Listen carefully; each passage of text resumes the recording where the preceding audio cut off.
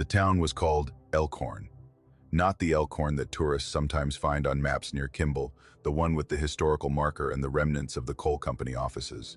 This was a different Elkhorn, smaller, deeper in the hollows of McDowell County, tucked into a fold of the mountains along a creek that ran red with iron oxide in the spring and barely ran at all by August. It was the kind of town that existed because the coal existed. Built by a company in the early 1900s to house the men who worked the seams and their families who lived the particular life that mining towns produce. Insular and close, and governed by the rhythms of the tipple and the shift whistle, and the slow accumulation of coal dust on everything. The houses, the cars, the laundry on the line, the lungs. I was born there in 1989, the last year the mine operated. My father had worked the seam for 11 years before it closed, and he transitioned, the way miners do, to whatever work was available.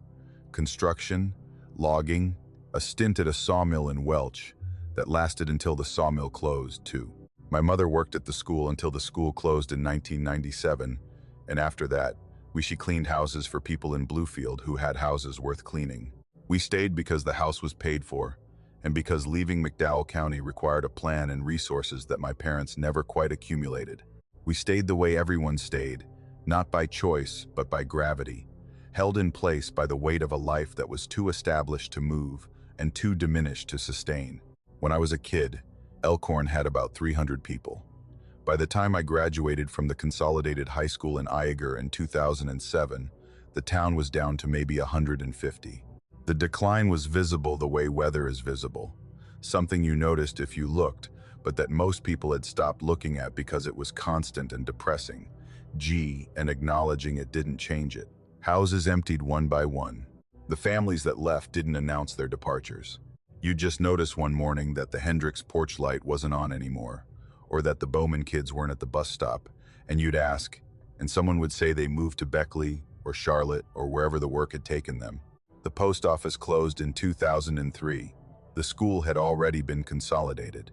The church held services for a diminishing congregation that got smaller each year until it was down to about 15 people in a building built for 200.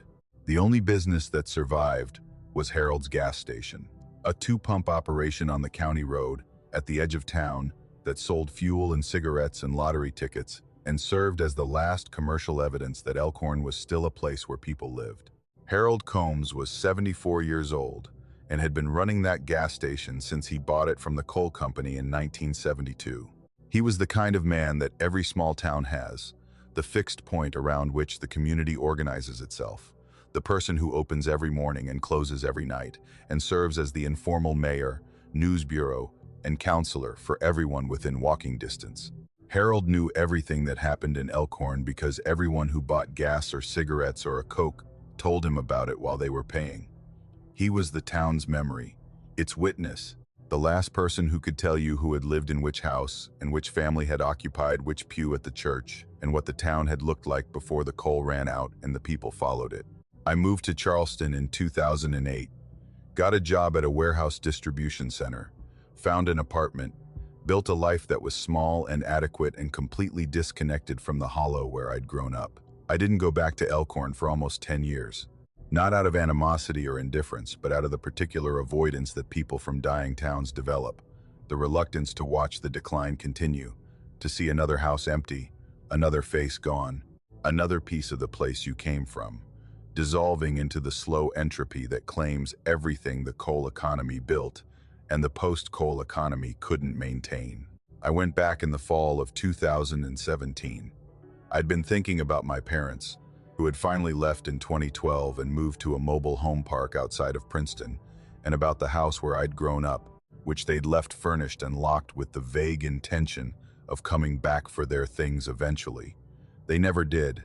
The house sat there the way everything in Elkhorn sat, slowly becoming part of the landscape rather than something built on top of it. I decided to drive down on a Saturday afternoon and check on it. Maybe take some photographs for my mother. Maybe collect a few items that she'd mentioned wanting. I drove into Elkhorn around 2 in the afternoon on a day that was clear and warm for October.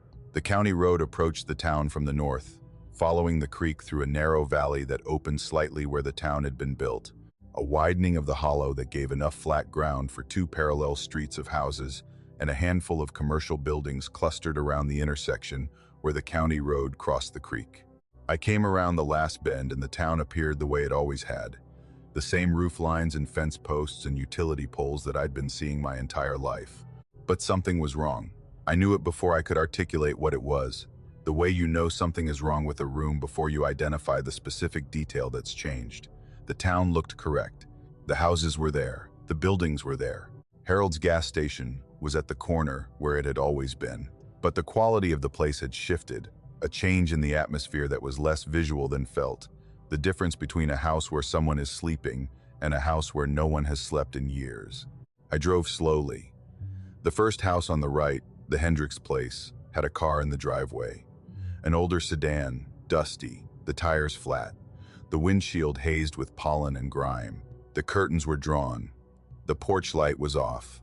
The yard was overgrown but not wild, the grass maybe a foot tall, suggesting weeks of neglect rather than months. The house next to it, same thing. Car in the driveway, flat tires, dust, curtains drawn. The yard is growing in. The third house, the fourth, the fifth. Every house I passed was intact and unoccupied, the possessions of its inhabitants visible through the windows, but the inhabitants themselves gone, not moved out, gone. The furniture was still arranged.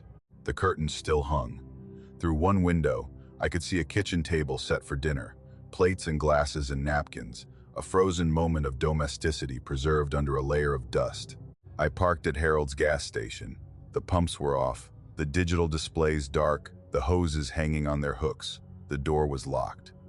Through the plate glass window, I could see the interior, the counter, the register, the rack of cigarettes behind the counter, the cooler with its glass doors, and the small table in the corner where Harold sat and drank coffee between customers. On the counter, beside the register, sat a coffee mug, white ceramic, the kind you buy in a pack of 4 from the dollar store. It was full, not to the brim but full. The dark surface of the coffee was visible from where I stood outside the window.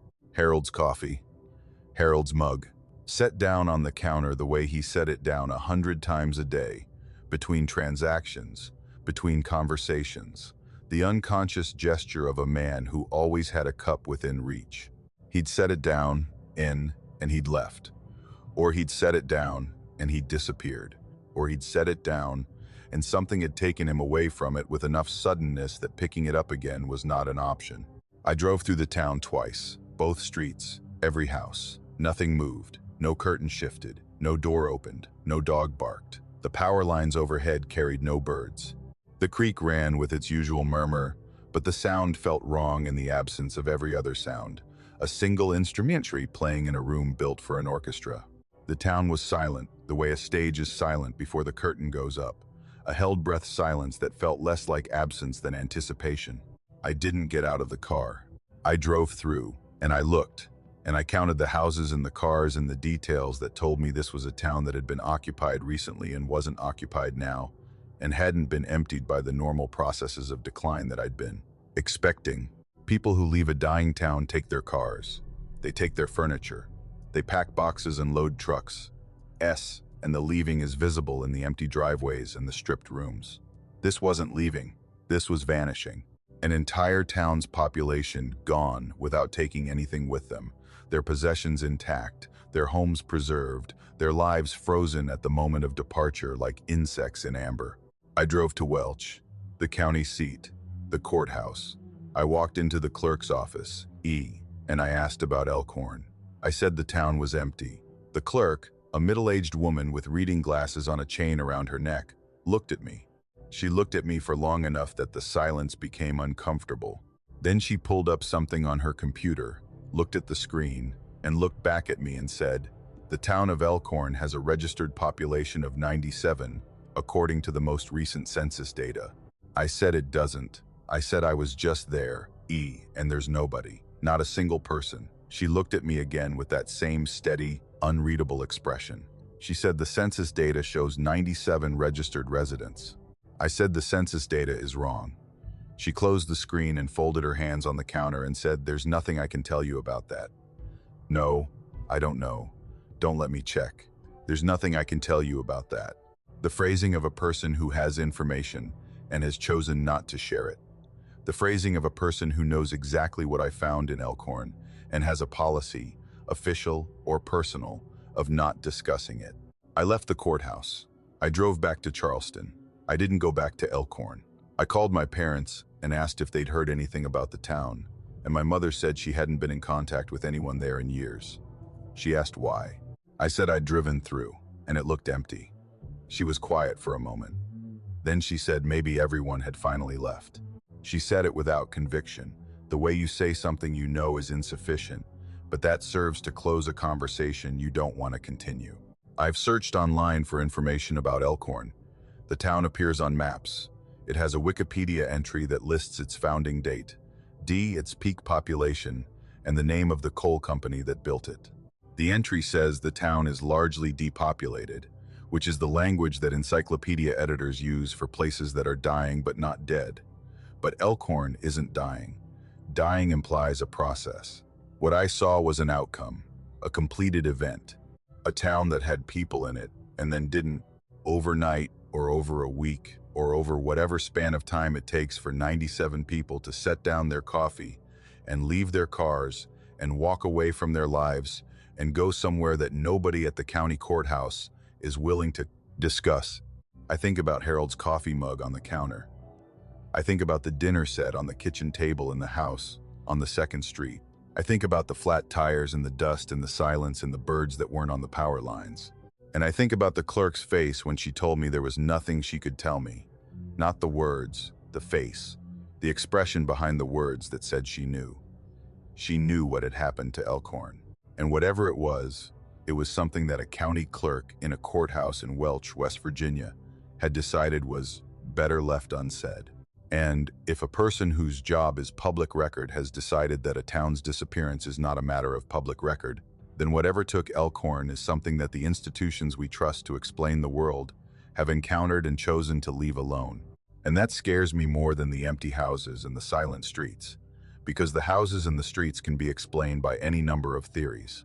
But the silence of the people who should be explaining them can only be explained by one. They know, and they're not talking. And whatever they know is bad enough that silence is preferable to the truth. My grandmother was a woman of faith in the way that people in the mountains are people of faith, not loudly, not performatively, but structurally, the way a house is built on a foundation. Her belief in God was not something she talked about or debated or defended. It was something she lived on top of, the ground beneath every decision and every morning and every meal she cooked and every quilt she stitched and every word she spoke to her grandchildren about how to behave and why. The church on the hill outside Hinton was the physical expression of that faith. A small white building with a steeple and a bell and a graveyard in the back that held 4 generations of her family and would eventually hold her. She attended every Sunday for 63 years. She never missed. Not for the weather, not for illness, not for the slow accumulation of years that made the walk up the hill harder each decade. She went because going was what you did, and the doing was the believing. Reverend Amos Tate had been the preacher at that church since 1978. He came to Summers County from somewhere in Virginia, a young seminary graduate with a deep voice and a gentle manner and the particular combination of intelligence and humility that makes a good pastor in a small mountain church.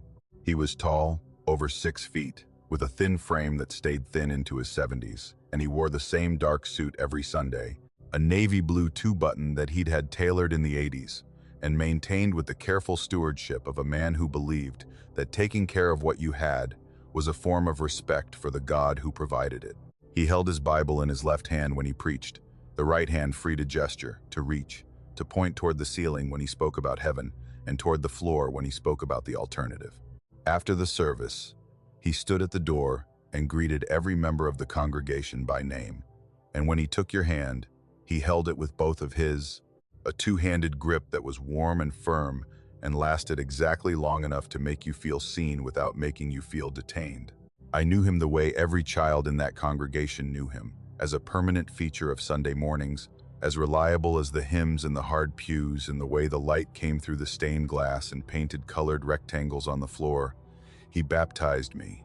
He presided at my grandfather's funeral. He was the voice that narrated the spiritual milestones of my family's life for as long as I could remember, steady and deep and kind. The voice of a man who believed what he was saying, and said it with the quiet authority of someone who had spent 40 years thinking about the same questions and arriving at the same answers. He died on a Wednesday in February of 2019. Heart failure.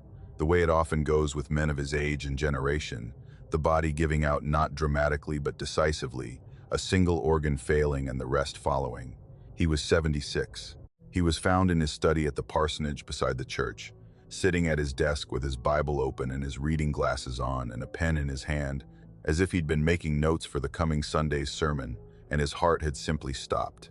The funeral was that Saturday, held in the church he'd served for 4 decades, attended by a congregation that filled every pew and overflowed into the aisles.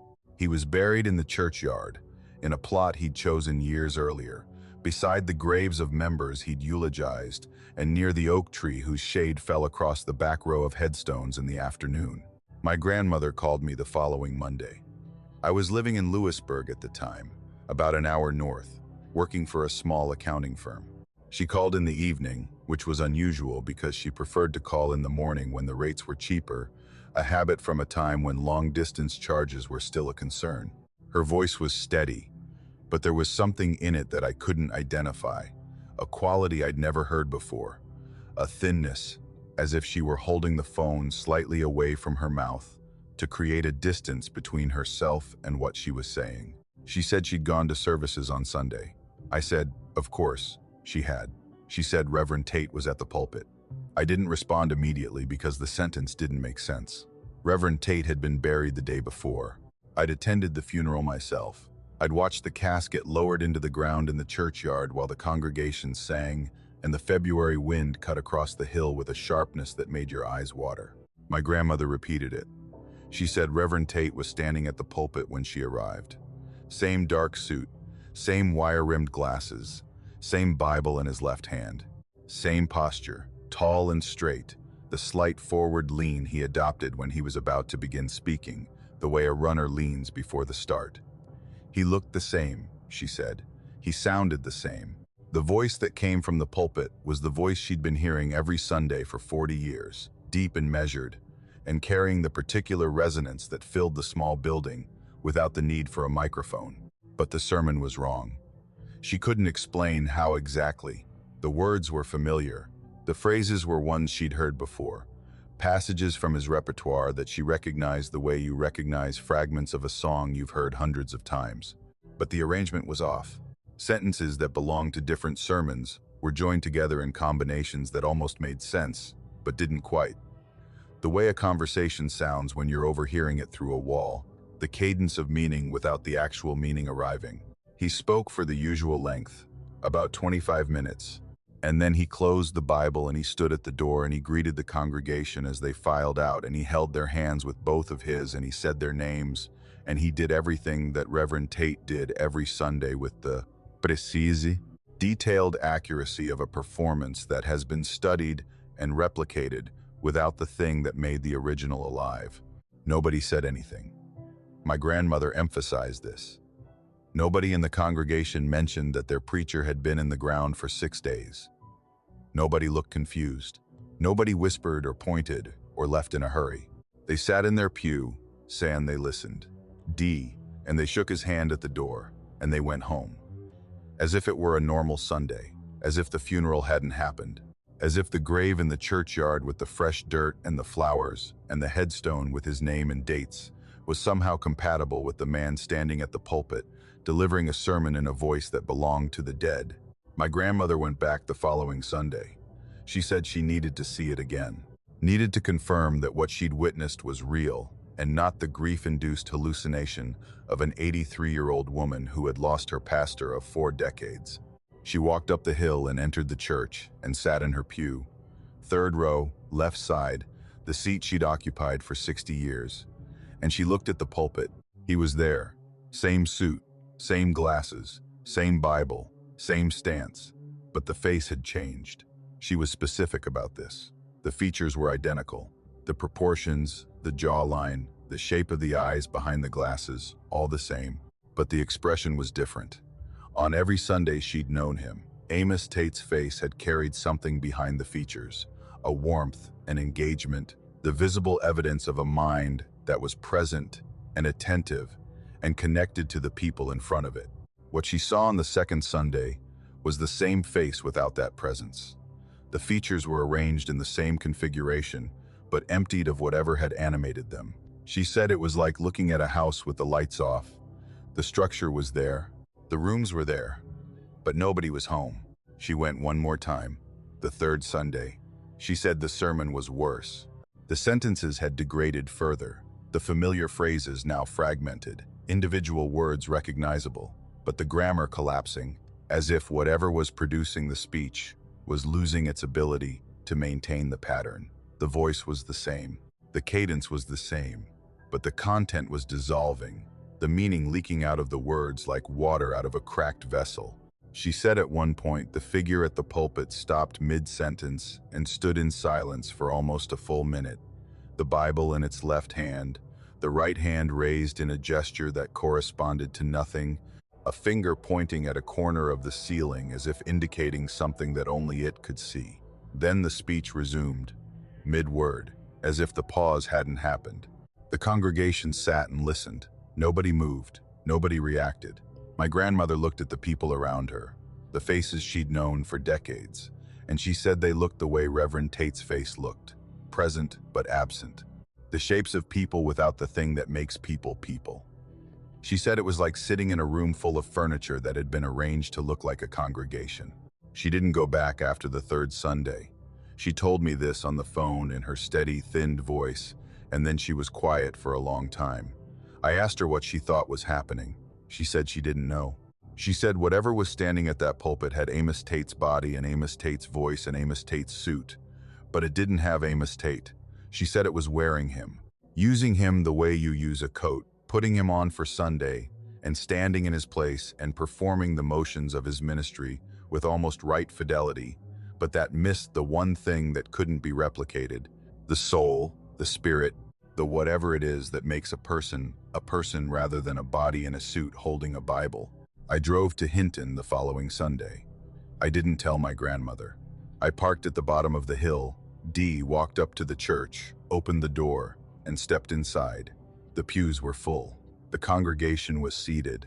The familiar faces of people I'd grown up seeing every Sunday were arranged in their usual positions, and the pulpit was empty. No preacher, no suit, no Bible, no glasses. Just the wooden stand and the open space behind it, and the stained glass window casting colored light on the floor, where Reverend Tate had stood for 40 years. The congregation sat in silence. Nobody spoke. Nobody turned to look at me. They sat in their pews with their hands in their laps and their eyes forward. And they waited. For what? I don't know. For whoever or whatever had been standing at that pulpit to come back. For the performance to resume. For the thing, wearing Amos Tate, to walk through the door and take its place and deliver another sermon made of broken sentences and borrowed words. I left. I walked back down the hill, got in my car, drove to my grandmother's house, and sat with her in the kitchen, and neither of us said much. She made coffee. I drank it. The church on the hill was visible through her kitchen window, the white steeple against the gray February sky, and we both looked at it without mentioning it. My grandmother died 2 years later. She never went back to the church. The building is still there. The congregation still meets on Sundays. I've driven past and seen the parking lot full, the lights on, and the door open. I've never gone in. I've never asked who's preaching now, because my grandmother told me what she saw, and my grandmother didn't lie, and my grandmother didn't hallucinate, and whatever was standing at that pulpit for 3 Sundays after Amos Tate was buried in the yard outside was something that the congregation accepted and my grandmother rejected. And the difference between acceptance and rejection was the difference between people who kept going to church and a woman who stopped. And I think about that, about the congregation sitting in silence when I walked in, waiting for something to fill the pulpit that had been filled by something that wasn't their preacher. And I wonder if it came back. And I wonder if they noticed. And I wonder if noticing would have mattered, or if whatever was wearing Amos Tate had already worn them too, had already emptied the people in the pews the way it had emptied the face behind the glasses, leaving the structure intact and the lights off and the rooms of their faith still furnished, but no longer occupied by whatever had once made the believing real. I was driving back from a job site in Somersville when it happened. I do HVAC work across 3 counties in central West Virginia, which means I spend about as much time in my truck as I do in buildings, navigating the secondary roads and county routes that connect the small towns scattered through the hollows and valleys of Nicholas, Webster, and Braxton counties. I know these roads, not casually, not the way a tourist knows them from a GPS screen, but intimately, the way you know any landscape you've driven through 500 times. I know which curves tighten unexpectedly, and which hills have blind crests, and where the pavement turns to gravel without warning. I know the roads the way a fisherman knows a river, by feel as much as by sight, and I don't get lost. That's not a boast. It's context for what I'm about to tell you, because the first thing people say when I describe this experience is that I was lost, and I need you to understand that I wasn't. It was a Thursday evening in late October of 2022. I'd finished a furnace installation in Somersville and was heading back to Richwood, where I live, on Route 39, the state highway that follows the Cherry River through the mountains between the 2 towns. It's about a 40-minute drive in good conditions, most of it a 2-lane road through forest and farmland, with the occasional small community where the speed limit drops and you pass a church and a gas station and a handful of houses before the trees close in again. I'd made this drive hundreds of times. I could do it in my sleep, which is probably why I missed my turn. I was thinking about something else, a quote I needed to prepare for a customer in Canvas, and when I looked up from my distraction, I was past the intersection where I should have turned south toward Richwood.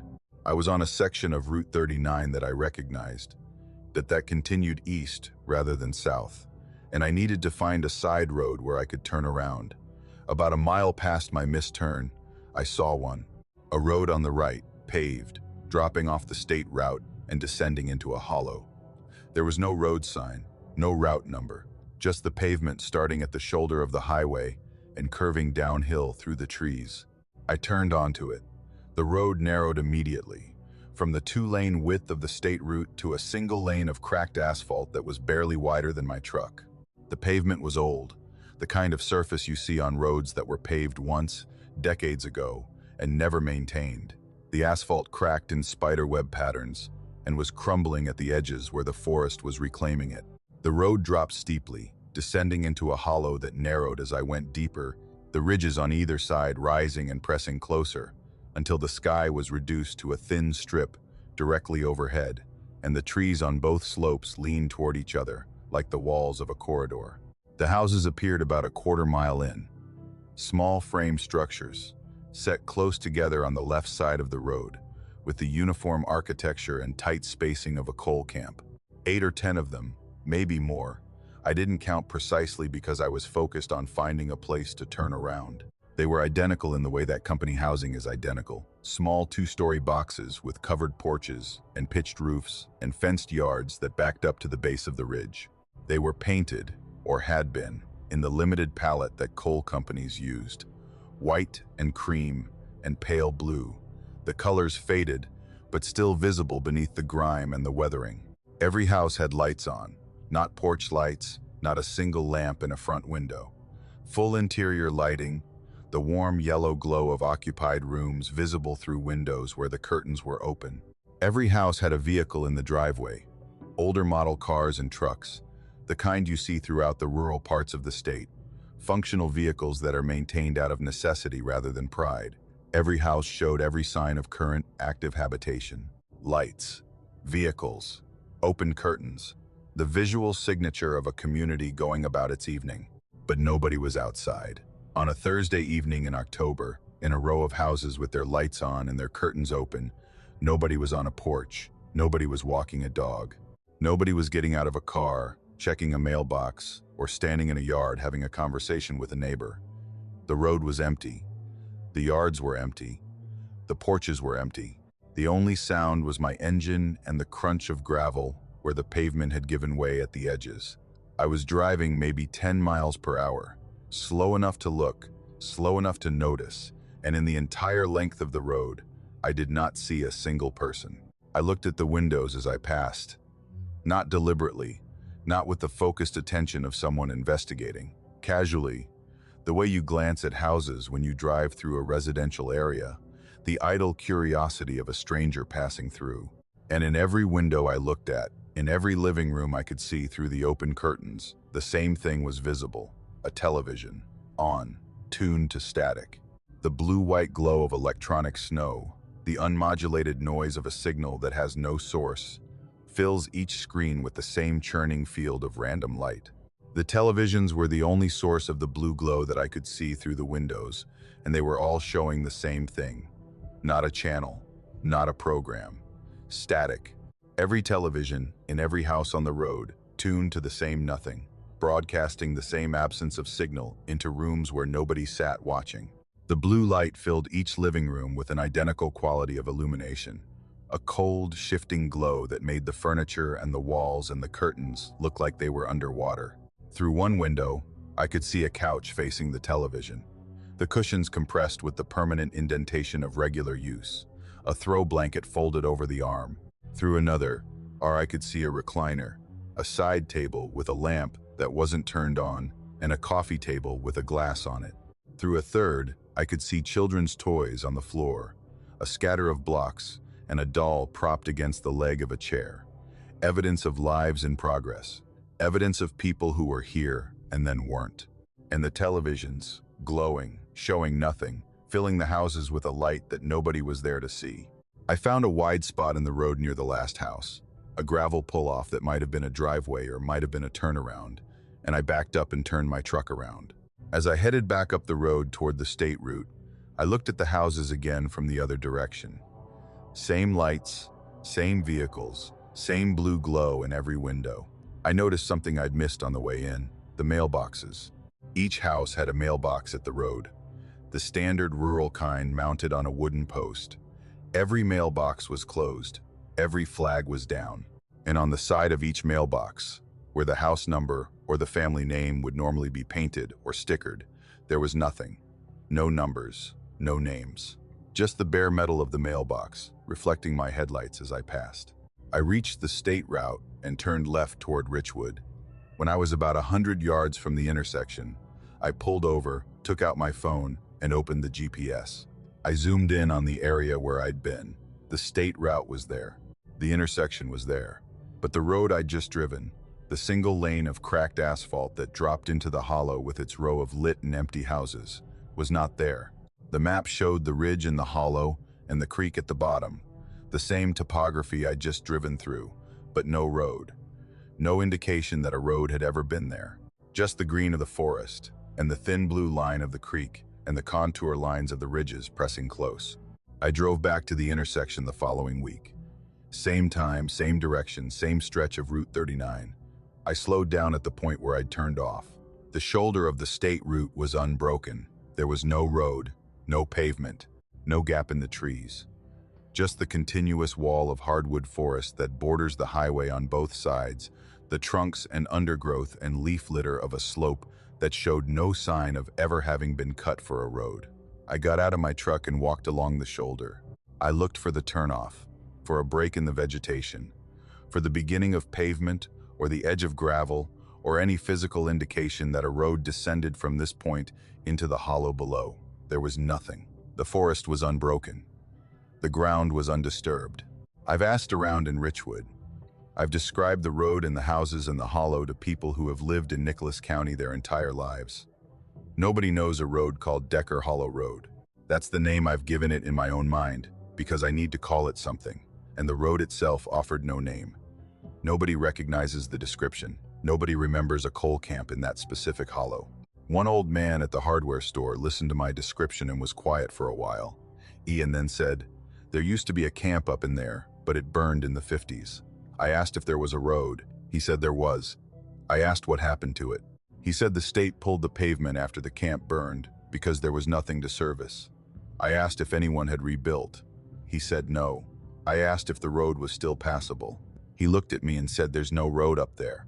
Hasn't been for 70 years. I said I drove on it 2 weeks ago. He looked at me the way the clerk at the courthouse looked at me. The way people in these mountains look at you when you've described something they recognize but won't confirm. He said maybe you did, And then he went back to stocking shelves, and the conversation was over. A coal camp that burned in the 50s. Houses that looked inhabited with televisions tuned to static. Lights on in every window and not a single person visible. And mailboxes with no names, and a road that exists on Thursday evenings in October, but not on any map and not on the following week. When you go back to look, I don't know what I drove through. I don't know whose houses those were, whose televisions were playing, or whose toys were scattered on the floor of the third house from the end. I don't know if what I saw was the past, or the present, or something that exists outside of both, a place that the hollow remembers and reproduces on certain nights, for reasons that have nothing to do with the people who drive through it. But I know what I saw, and I know the road was real because my tires crunched on real gravel and my headlights illuminated real houses, and the blue light from those televisions reflected off my windshield with the real, physical properties of light traveling through glass. I drove through a place that was there and then wasn't, and the televisions were on, all of them, every house, the same static on every screen, the same blue glow in every room, as if the houses were waiting for a signal that would never come, tuned to a frequency that carried nothing, watching the snow, the way the empty living rooms watched the road, patient and lit and waiting for someone to come home to a place where nobody has lived for 70 years. Lowell's Pharmacy sat on the corner of Main and Church in a town in Raleigh County that I'm not going to name because the people who live there are still living there, and they've been through enough without having their town become a curiosity for strangers on the internet. The building was brick, 2 stories, built in the 20s as a general merchandise store, and converted to a pharmacy sometime in the 50s when Raymond Lowell came back from the Korean War and used his GI Bill benefits to get a pharmacy degree and open the business that would define both his life and the town's identity for the next 4 decades. The ground floor was the pharmacy. The upper floor was storage. The building had been on that corner for so long that it had become the corner, the architectural anchor around which the rest of Main Street organized itself. The way a church organizes a congregation, or a school organizes a neighborhood. Mr. Lowell, as everyone called him regardless of age or familiarity, was the kind of man that small towns produce and cities don't. He knew every customer by first name. He knew their medications without consulting the computer. He knew their families, their allergies, their histories, the particular constellation of ailments and treatments that each person in the community carried through their daily life. He could tell you that Mrs. Patterson needed her blood pressure medication refilled on the 15th of every month without looking at the schedule. He could tell you that Danny Shrewsbury was allergic to penicillin and should be given amoxicillin instead. He could tell you that Harold Neely's wife had been picking up his heart medication for the last 6 months because Harold's eyesight had gotten too bad for him to drive. He carried the medical history of the entire town in his head, the way a librarian carries the catalog of a library, not as a feat of memory, but as a natural consequence of paying attention to the same people for 40 years. He died on a Tuesday morning in March of 2022. Heart attack behind the counter, they said. Though the details were kept private in the way that small-town deaths are kept private, the specifics shared only among those close enough to need them. He was 79. The funeral was standing room only at the Methodist Church, which was the largest building in town and still wasn't big enough. People drove in from Beckley and Oak Hill and as far as Charleston to pay respects to a man who had filled their prescriptions and asked about their children and remembered their names for 4 decades. The pharmacy closed immediately. Mr. Lowell had been the sole pharmacist, the sole owner, and the sole operator of the business, and there was nobody to take over. His wife had died years earlier, and his children had moved away, and the economics of small-town pharmacy, which were barely viable when Mr. Lowell was alive and willing to work for less than a chain would pay, made finding a replacement impossible. The building sat empty. The landlord, a man in Beckley who owned several commercial properties in the county, made no effort to rent it. A chain pharmacy opened on the highway, about 3 miles from town, and people adjusted, the way people in small towns adjust to every loss, by absorbing it quietly and carrying on with one less thing than they had before. 3 months later, in June, my friend Denise went to look at the building. Denise ran a craft business out of her house, making jewelry, candles, and the kind of artisan goods that tourists buy at farmers markets and craft fairs. She'd been looking for a retail space. And the old pharmacy was the right size and the right location and presumably the right price, given that it had been sitting empty since March.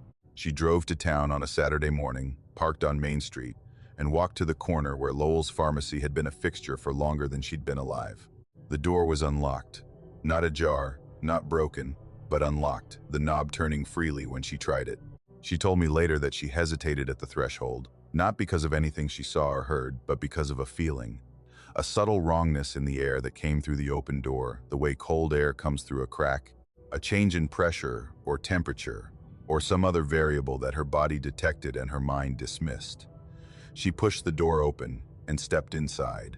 The pharmacy was intact, not empty, not stripped, not cleared out the way a closed business is cleared out, the shelves bare, the fixtures removed, the space reduced to blank walls and bare floor. The pharmacy was exactly as it had been when Mr. Lowell was alive. The shelves behind the counter were stocked with bottles and boxes, the white and orange and amber containers of prescription medications arranged in the alphabetical system that Mr. Lowell had used for 40 years. The counter was clean, the surface wiped down, and the register was sitting in its usual position with the receipt paper visible in the slot. The register was on. The small green light that indicated power was glowing steadily, the display showing zeros, ready for the next transaction. The waiting area had its 2 plastic chairs against the wall. The floor was clean. The air smelled like rubbing alcohol and the particular chemical sweetness that pharmacies carry, the scent of pills and compounds, and the sterile environment that the profession requires. And behind the counter, standing in his white coat with his reading glasses perched on his nose and a prescription bottle in his right hand, was Mr. Lowell. Denise told me this part carefully, with the measured precision of someone who has been telling themselves they imagined it and has failed to convince themselves. She said he was standing the way he always stood behind the counter, slightly leaning forward, the posture of a man who spent his working life at a surface that was a few inches too low for his height. The white coat was the same white coat, or one identical to it, the lab coat he'd worn every day, laundered weekly by his wife when she was alive, and by a laundry service in Beckley after she died. The reading glasses were the same wire frames he'd worn as long as she'd known him. And when she walked through the door, he looked up from the bottle in his hand, and he said her name, not hello. Not only can I help you, her name, Denise. The way he'd said it every time she'd walked into his pharmacy for the last 15 years. Then he asked if she was there to pick up her husband's heart medication. Denise's husband, Rick, had died of a heart attack in 2020, 2 years before Mr. Lowell himself died. Rick had been on heart medication for a decade, a combination of a beta blocker and a statin that Mr. Lowell had filled monthly without fail. Mr. Lowell had known about Rick's death. He'd attended the funeral. He'd sent a card. And now he was standing behind the counter of a pharmacy that had been closed for 3 months, asking Denise if she was there to pick up medication for a man who had been dead for 2 years. Denise said she didn't speak. She said her body decided her mind could intervene, the same biological override that pulls your hand from a hot stove, an instantaneous, nonverbal assessment that the situation was wrong, and the correct response was retreat. She stepped backward through the door. She pulled it closed. She walked to her car. She drove to the sheriff's office on the highway and told the deputy at the desk what she'd seen. The deputy, a young man who had grown up in the county and knew Mr. Lowell and knew the pharmacy and knew Denise well enough to take her seriously, drove to the building. Denise stayed in the parking lot of the sheriff's office. She didn't want to go back. The deputy returned about 40 minutes later and found her sitting in her car with the engine running and her hands on the wheel. He knocked on her window. She rolled it down. He said the building was locked. The door that Denise had walked through was locked, the knob immovable, the deadbolt engaged. He'd looked through the windows, cupping his hands against the glass to see past the reflection. The interior was empty, bare shelves, bare counter, no register, no bottles, no medications, dust on every surface, the thick, undisturbed layer that accumulates on surfaces in a building that has been sealed for months. The floor was dirty, the plastic chairs were gone. The space looked exactly the way a building looks when it's been vacant since March, and nobody has been inside. Except for one thing. The deputy said that when he pressed his face against the glass and looked at the empty counter, he could smell something. Faint, carried on whatever thin current of air leaked through the window frame. Rubbing alcohol. The sharp, clean scent of a pharmacy in operation, cutting through the dust and the stale air with a freshness that didn't belong to a building that had been closed for 3 months. Denise never went back to the building. She found a different space for her craft business, a storefront on the highway near the chain pharmacy, and she's been there since. The old pharmacy building is still empty. The landlord has never rented it. The door is still locked.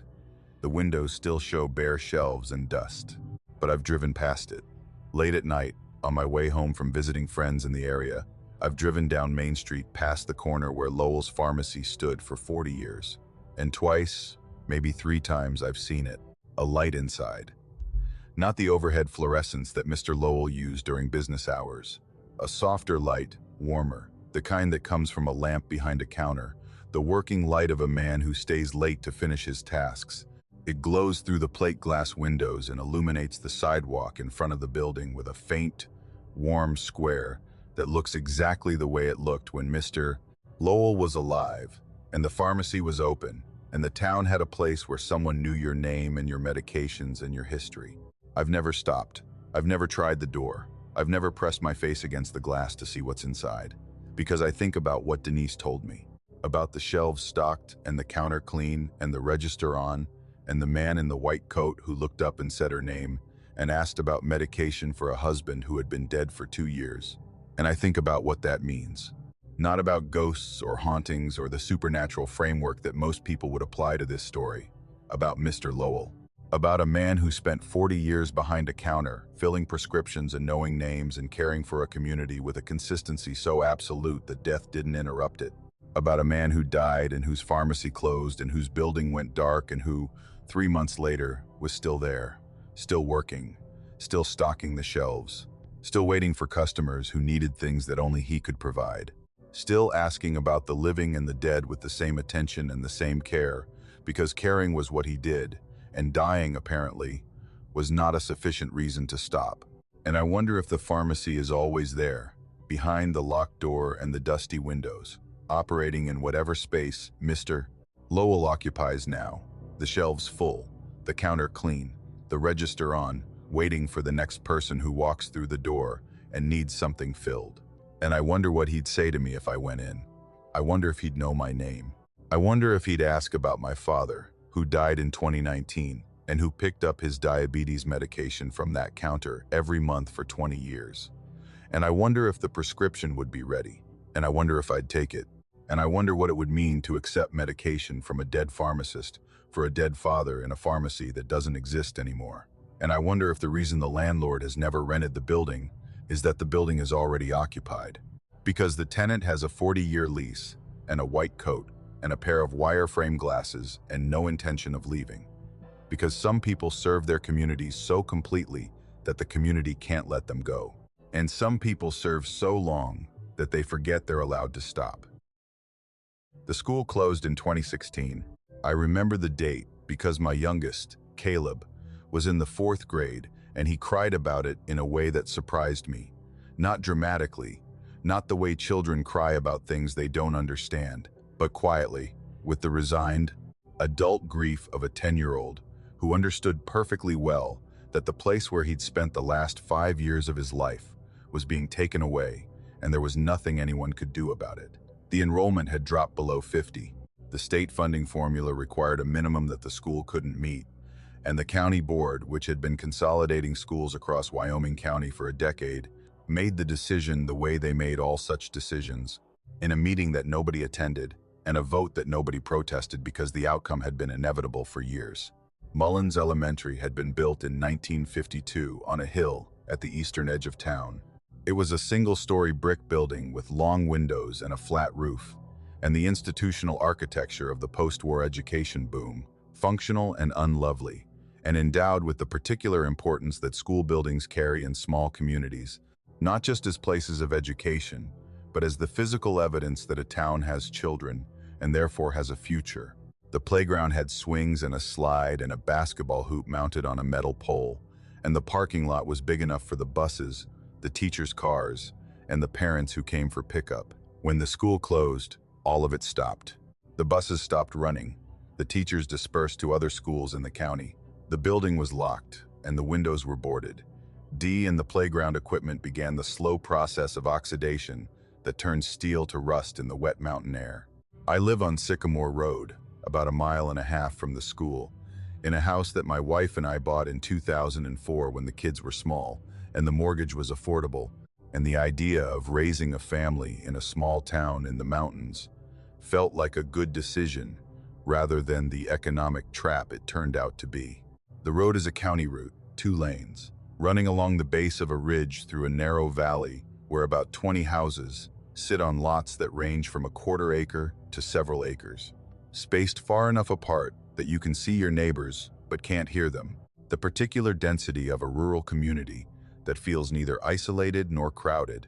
The school bus used to come down Sycamore Road every morning at 6:45, stopping at 4 points along the road to collect the children who lived on it. The stop nearest my house was directly in front, at a spot where the road widened slightly into a gravel pull-off that the county had maintained specifically for bus access. My wife left in 2019. That's relevant only because it means I've been alone in this house for 6 years, and being alone changes the way you hear things. When you live with other people, the sounds of the house and the road and the world outside are filtered through the presence of other humans, buffered by their breathing and their movement and the steady, ambient noise that living people produce simply by existing. When you're alone, the filter is gone. Every sound is naked. Every creak and click and distant rumble arrives at your ears without the comforting insulation of another heartbeat in the house. I started hearing about the bus about a year after the school closed, in the fall of 2017. I was in the kitchen at 6:45 on a Tuesday morning, drinking coffee and looking at my phone, when I heard a diesel engine, not a truck passing, not a neighbor's vehicle warming up. A diesel engine idling, the specific, unmistakable rumble of a school bus, that low, throaty vibration that you can feel in the floor and the walls when the bus stops in front of your house and sits with the engine running while the driver waits for the children. I knew the sound the way I knew my own name. I'd been hearing it every school day morning for 12 years. It was the bus. Then the brakes, the high metallic squeal of air brakes being applied, the sound that always preceded the door opening, the signal that told the children on the porch that it was time to grab their backpacks and run. Then the door, the pneumatic hiss of the folding door opening, that particular whoosh that school bus doors make. A sound so specific to the experience of childhood in rural America that hearing it as an adult brings back the feeling of cold morning air and the weight of a backpack and the anxiety of arriving late. I went to the kitchen window. The road was empty. The pull-off where the bus used to stop was vacant, the gravel undisturbed, the morning fog sitting in the valley the way it does on cool fall mornings. A thin layer of white that fills the low places and burns off by 9. No bus. No vehicle of any kind. Just the road and the trees and the fog and the sound of a bus that wasn't there, idling and braking and opening its door for children who hadn't boarded a bus on this road in over a year. I stood at the window, and I listened. The door hissed closed. The air brakes released with a whoosh. The engine revved slightly, the way it does when the driver shifts from park to drive, and then the rumble moved, traveling down the road in the direction the bus used to go, toward the next stop, about 1/4 mile south. The sound faded with distance, the diesel engine growing quieter, and then I heard it again, faintly, the squeal of brakes and the hiss of the door at the approximate position of the next stop. And then again, fainter still, at the 3rd stop. The bus was running its route, the route it had run every morning for 64 years, the route that had been canceled when the school closed, the route that shouldn't exist anymore. I told myself I'd been half asleep, that the coffee hadn't kicked in, that I'd heard a truck on the highway a mile away, and my brain, trained by 12 years of morning routine, had interpreted the sound as the school bus because the time and the context matched the pattern. Auditory misinterpretation. Expectation bias. The reasonable explanations that reasonable people construct when the alternative is unreasonable. But it happened the next morning, and the morning after that, and every morning since. 6:45, diesel engine, air brakes, door, the same sequence, the same sounds, the same duration, distance, and direction. Every morning, 7 days a week, including weekends and holidays, and the summer months when the bus never ran, even when the school was open. Whatever was producing the sound wasn't following the school calendar. It was following its own schedule, and its schedule was every day, without exception, at 6:45. My neighbor Carl hears it too. Carl is 68, a retired mine electrician who lives in the house about 200 yards south of mine, at the second stop on the former bus route. I brought it up to him carefully, the way you bring up anything that sounds crazy to someone whose opinion you value. I said I'd been hearing something in the morning that sounded like the school bus.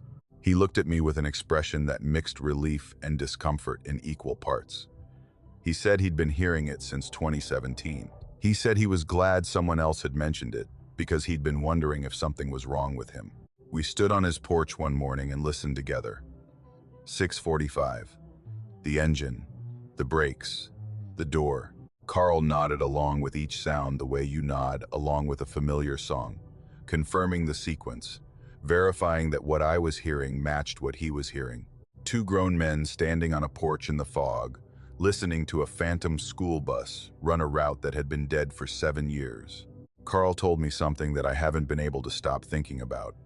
He said that on foggy mornings, when the visibility drops to 50 feet or less, and the valley fills with white, he can see it, not clearly, not with the solid, defined appearance of a real vehicle, but a shape, large and yellow, the unmistakable silhouette of a school bus stopped in the fog at the pull-off in front of my house, the door side facing the properties.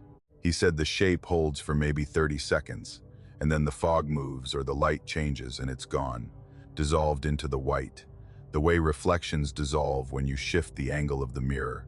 He said he saw children once, last November, on a morning when the fog was the thickest he'd ever seen it, a solid wall of white that reduced the world to a circle of maybe 20 feet. He was standing on his porch, and he could hear the bus at my stop, the engine and the brakes and the door, and through the fog he could see the yellow shape and, moving toward it, smaller shapes. Dark, indistinct, child-sized, moving through the fog in a line toward the open door of the bus. He counted them. He said there were 11.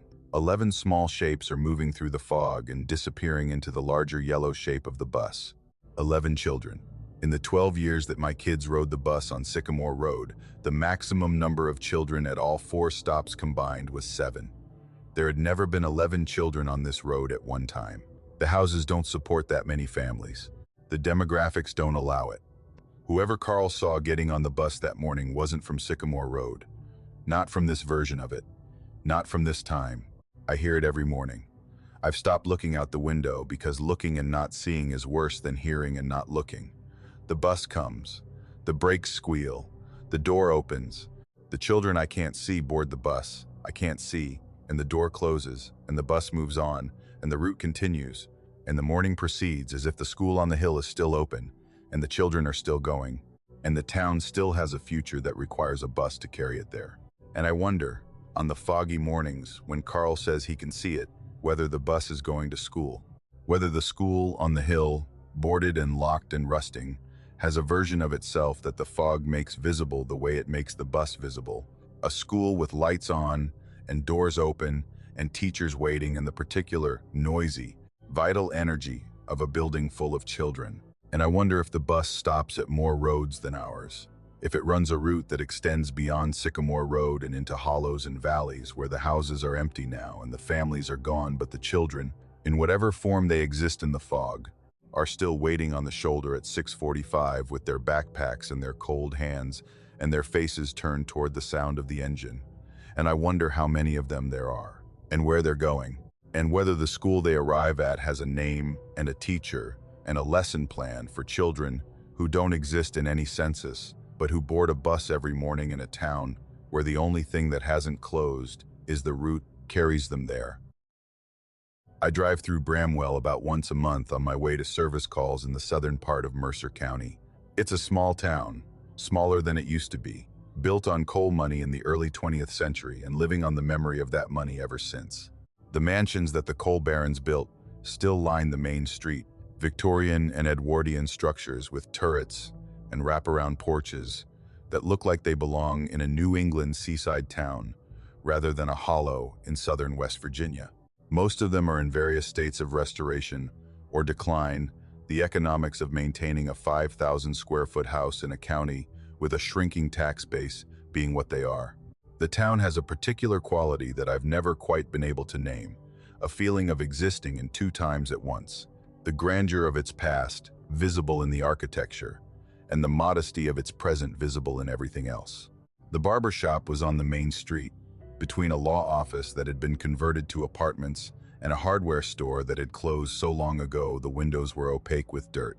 It was a small storefront, maybe 15 feet wide, with a plate glass window that showed the interior and a traditional barber pole mounted to the left of the door, the red and white spiral that has signified a barbershop since the Middle Ages in Bramwell, had been spinning on that spot for as long as I'd been driving through town. The first time I really noticed it, beyond the casual awareness of a familiar building in a small town, was a Tuesday evening in the fall of 2021. I was driving through around 7:30, later than usual, on my way back from a job in Bluefield. The town was quiet, the way small towns are quiet after the dinner hour, the streets empty, the houses lit, the few businesses that still operated either closed for the day or operating with the reduced energy of a weekday evening. But the barber shop was lit up. The window glowed with warm interior light. The pole was spinning. The door was ajar, open about 6 inches, the way a business door sits when the proprietor wants you to know they're there and available. Through the window, I could see the interior, the barber chair in the center, the mirror on the back wall, the counter with its combs and scissors and bottles, the checked linoleum floor. Someone was in the chair.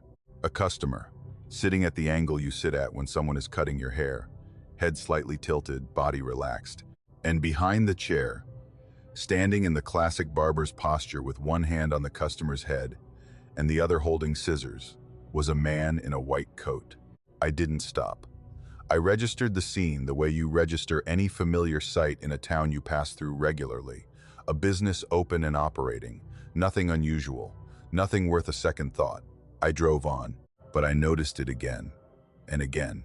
Every time I drove through Bramwell, regardless of the day or the hour, the barber shop was open, lit, pole spinning, door ajar, chair occupied, barber standing behind it with scissors in hand. I drove through at 9 in the morning, and it was open. I drove through at 10 at night, and it was open. I drove through on a Sunday afternoon when every other business on the street was closed, and the barber shop was glowing with interior light, and the pole was spinning, and the man in the chair was getting his hair cut, as if Sunday closures were a concept that this particular business had never heard of. I mentioned it to a friend named Daryl, who lives in Princeton, about 15 miles from Bramwell. We were having coffee at a diner, and I made an offhand comment about the barber shop in Bramwell that seemed to be open 24 hours a day. Daryl looked at me. He set his coffee cup down with a deliberateness that I recognized as the prelude to something he wasn't sure he wanted to say. He said the barber shop in Bramwell has been closed for 5 years. I said it wasn't. I said I'd driven past it 2 days earlier, and it was open.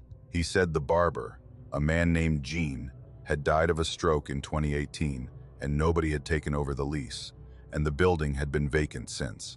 I said that couldn't be right because I'd been seeing it open for years. Every time I drove through, always lit, always operating. Daryl looked at me with an expression I've come to recognize from people in these mountains, the expression that appears when someone hears a piece of information that confirms something they'd rather not have confirmed. He said Gene's barber shop closed in 2018. He said it was a fact. He said the pole was removed. The lease was terminated. The building was locked. I drove through Bramwell the following Saturday afternoon, around 2. I came down the main street at the speed limit, and I looked at the storefront where the barber shop was, and it was open. Warm light in the window. The pole spinning. The door is ajar. The chair occupied by a customer whose features I couldn't quite resolve through the glass. A figure that was human in proportion but indistinct in detail, like looking at a person through water. The barber stood behind the chair, white coat, scissors, the posture of a professional engaged in a task he'd performed 10,000 times. Everything looked exactly the way it had looked every other time I'd driven past. Normal, operating, alive. I parked. This time I wasn't going to drive past. I was going to walk to the door, push it open, and confirm with my own eyes that the barber shop was either open, in which case Daryl was wrong, or closed, in which case I was losing my mind. I got out of my truck, walked across the street, and stood on the sidewalk in front of the plate glass window and looked in. The interior was there, every detail. The barber chair, chrome and leather, is positioned in the center of the room. The mirror on the back wall reflects the window and the street behind me. The counter along the right wall, with its jars of blue antiseptic and its combs and sanitizer and its scissors laid out in a row, and the electric clippers hanging from a hook. The linoleum floor, black and white checked, clean and polished. The coat rack by the door has 2 jackets hanging on it. The magazines on the small table in the waiting area, fanned out, their covers colorful and current. The light was warm and even, coming from the fluorescent fixtures overhead. The kind of light that makes everything look clean and functional. I pushed the door. It didn't open. The handle turned, but the door didn't move, held by a resistance that wasn't a lock. There was no deadbolt visible, no chain, just the door not opening, as if the frame had swollen shut or the hinges had seized, or something was holding it from the other side with a force that was invisible and absolute. I pushed harder. Nothing. The door was as immovable as if it were part of the wall. I cupped my hands against the glass and pressed my face to the window to get a better look. The glass was cold, profoundly cold. Not the cool of glass on a fall afternoon, but the deep, penetrating cold that glass acquires when the air on the other side is drastically colder than the air in front. The kind of cold you feel when you press your face against the window of a walk-in freezer. The kind of cold that shouldn't exist behind the plate glass of a barbershop on a Saturday afternoon in October. And with my hands cupped against the glass and my face pressed close, and the reflection of the street behind me eliminated by the shadow of my own head, I saw the interior differently. The light that I'd been seeing from outside, the warm glow that made the barbershop look open and alive and occupied, wasn't coming from inside. The fluorescent fixtures on the ceiling were off. The room was dark, and in the darkness, every surface was covered in dust. Thick, gray, undisturbed dust that lay on the chair and the counter and the linoleum and the magazines with the even, comprehensive coverage that dust acquires in a space where the air hasn't moved in years. The bottles on the counter were dusty. The combs in the sanitizer jar were dusty. The scissors laid out in their row were dusty. The chair, which from a distance and through the reflective glass had appeared occupied, was empty. Its leather seat and back coated with the same gray film that covered everything else. The room was vacant, had been vacant for a long time, was vacant now. But the light. I could see the warm glow from across the street, the illumination that made the window look like the window of an operating business. I stepped back from the glass and looked again from a few feet away. The light was back. The interior was warm and bright and clean, and the chair was occupied, and the barber was standing behind it with his scissors, and the pole was spinning, and the door was ajar. From outside, from the normal distance at which a person views a storefront while driving or walking past, the barber shop was open. From inside, from the intimate distance of a face pressed against cold glass, it was dark and dusty and empty, and had been for 5 years. I don't drive through Bramwell anymore. I take the bypass, the county road that loops around the town and adds about 5 minutes to my route. I take it because I don't want to see the barbershop. Not because I'm afraid of it, because I'm afraid of what it means. A building that shows one thing from a distance and another thing from up close. A light that exists in the reflection of the glass but not in the room behind it. An interior that is simultaneously occupied and empty, alive and dead, operating and abandoned, depending on where you stand when you look. Gene died in 2018. His barbershop closed the same year. The building has been vacant for 6 years. And every day, from every angle that doesn't involve pressing your face against the glass and looking behind the reflection, the barbershop is open. The light is on, the pole is spinning, the chair is occupied, the barber is working, and whoever is in that chair is getting a haircut from a man who has been dead for 6 years in a building that is simultaneously warm and frozen, lit and dark, present and absent, and the only thing separating the two versions of the room is the glass. The same glass that lets you see the light from outside and the dust from up close, the membrane between what the building wants you to see and what the building actually is. And I wonder if Gene knows, if whatever remains of him in that dusty, frozen room is aware that from the outside it looks like he's still working, still cutting hair, still standing behind the chair with his scissors and his white coat and the quiet, practiced competence of a man who did one thing well for his entire life.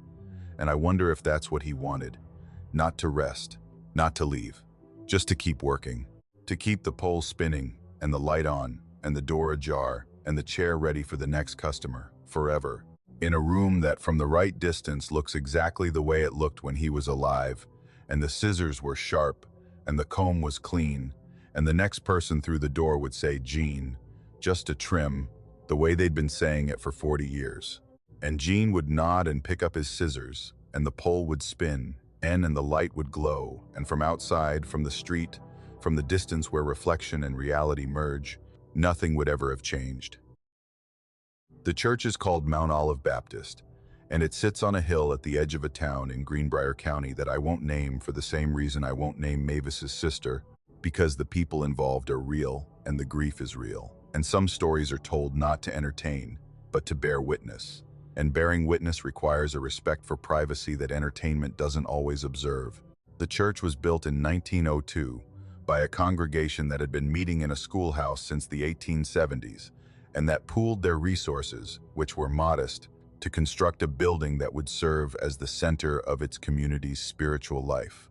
Its white clapboard over a timber frame, with a steeply pitched roof and a front entrance flanked by two narrow windows of amber glass, and above the entrance, a bell tower that rises about 40 feet from the ground to its peaked cap, topped with a simple wooden cross that has been struck by lightning twice and replaced both times.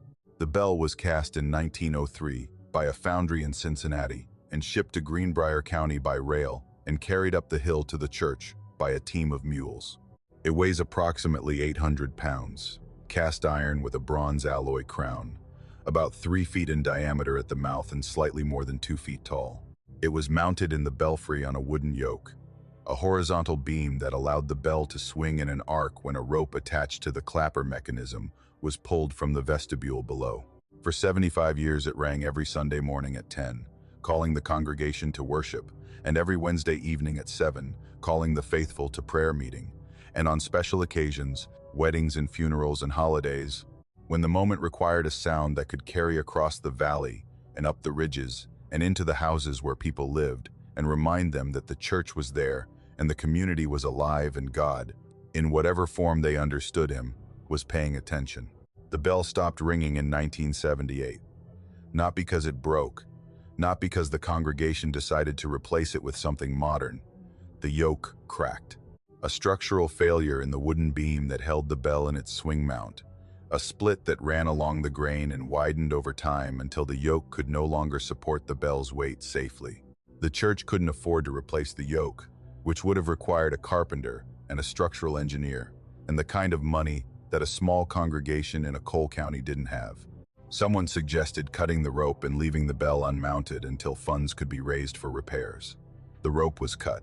The bell, relieved of its connection to the clapper mechanism and the vestibule below, was set on the belfry floor on its side, where it would rest safely until the yoke could be replaced. That was 1978. The yoke has never been replaced. The bell has been lying on its side on the wooden floor of the belfry for 47 years. An 800-pound piece of cast iron resting on aged planking 40 feet above the sanctuary, untethered, unmounted, incapable of producing sound by any mechanical means. And every night at midnight, it rings. I moved to the area in 2015, took a teaching position at a school about 10 miles from the town, and rented a house on a road that follows the creek through the valley below the church. The first time I heard the bell was on a Wednesday night in October, about 2 weeks after I'd moved in. I was in bed, nearly asleep, when a single deep tone cut through the silence of the valley with a clarity and a resonance that made me sit upright. It was a bell. Unmistakably a bell. A large one, from the depth of the tone and the duration of the sustain, the kind of sound that a church bell produces when it's swung with a full arc and allowed to ring freely, the note building, and then fading over the course of maybe 5 seconds, the harmonics layering on top of each other before slowly diminishing into silence. One toll, then nothing.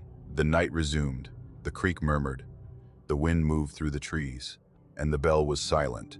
I assumed it was the church on the hill.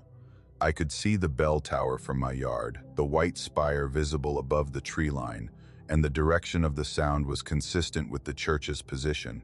I thought nothing of it except to wonder why a church bell was ringing at midnight on a Wednesday, which seemed like an unusual time for any religious observance.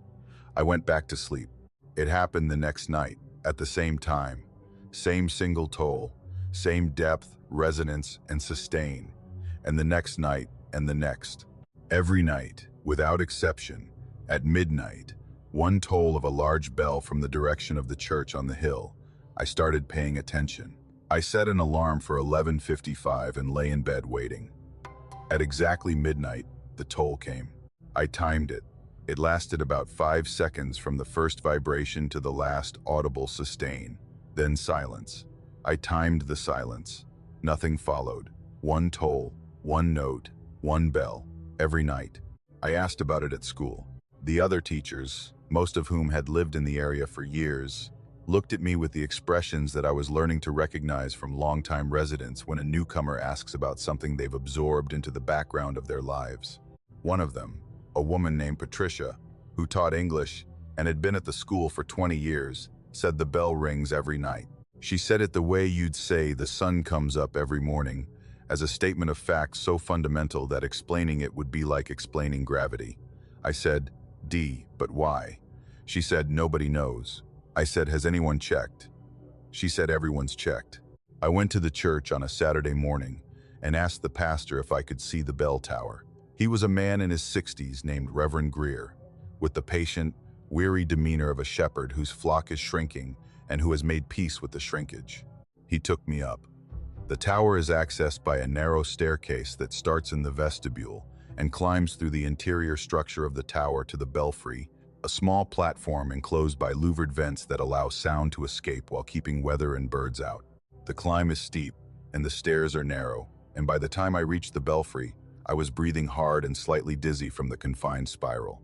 The bell was there, lying on its side, on the wooden floor, exactly as described, the broken yoke beside it, the cut rope coiled in a corner. 800 pounds of cast iron resting on aged planking, the mouth of the bell facing the north vent, the crown resting against the floor. It wasn't mounted, it wasn't suspended, it wasn't connected to any mechanism, rope, lever, or electrical device that could move. It was a piece of metal lying on a wooden floor. The clapper, the heavy metal piece that swings inside the bell and strikes the inner surface to produce sound, was lying loose inside the bell's cavity, visible through the mouth, disconnected from the mounting point where it would normally be attached. I looked at Reverend Greer. He looked at the bell. He said every pastor since 1978 has been up here, every deacon. The county fire department came up in 1995 after someone filed a noise complaint. They all found the same thing.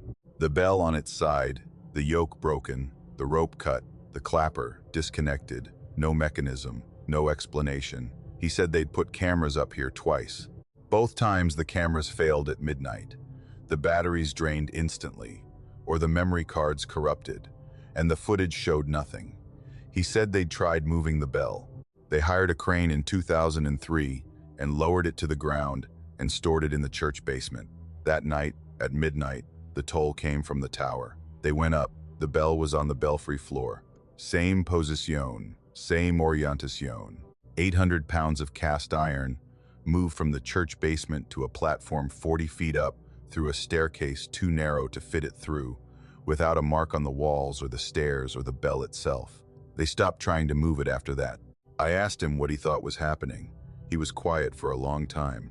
He looked at the bell, and he looked at the broken yoke, and he looked at the louvered vents through which the midnight toll escaped every night and traveled across the valley and into the houses where his congregation lay in their beds and listened. He said, I believe the bell is doing what it was made to do. It's calling someone to come in. Mavis told me the rest. Mavis is 93 years old and has been a member of Mount Olive Baptist since she was baptized there at the age of 12. She sits in the same pew every Sunday, third row, left side, and she sings every hymn from memory because her eyes are too weak for the hymnal. I sat with her after a service one Sunday and asked about the bell. She said the bell started ringing the night of October 14th, 1978, the night her sister Della went missing. Della was 31 years old, married, a mother of two, living in a house about a mile from the church. She went out after supper to walk the dog, and she didn't come back. The dog came back. Della didn't. Search parties covered every hollow and ridge and creek bed within 10 miles. State police brought dogs. Volunteers walked the woods in lines for 3 days. Nothing. No trace, no clothing, no evidence of an accident, a crime, or a deliberate departure. Della was simply gone, the way people in these mountains are sometimes simply gone, absorbed by the landscape without explanation or closure. The night she disappeared, the bell tolled at midnight. One toll. The first sound it had made since the rope was cut earlier that year. It tolled the next night, and the next.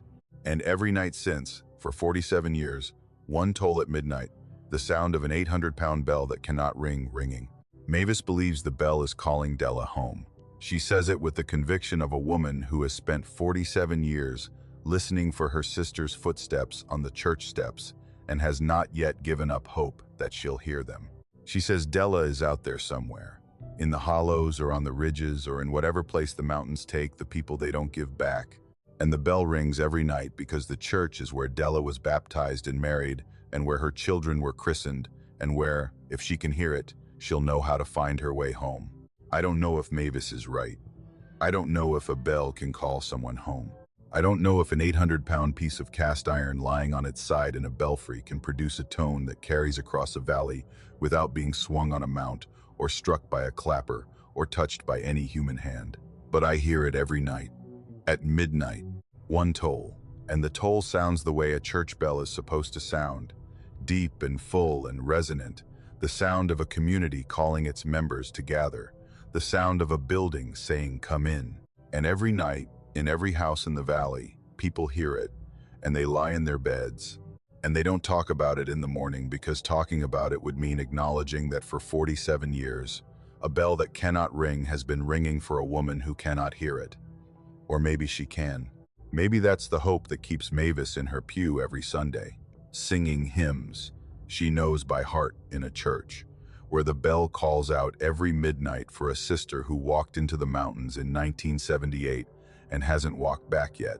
And maybe one night the toll will be answered, and the door will open, and Della will come home, and the bell, after 47 years of calling, will finally rest.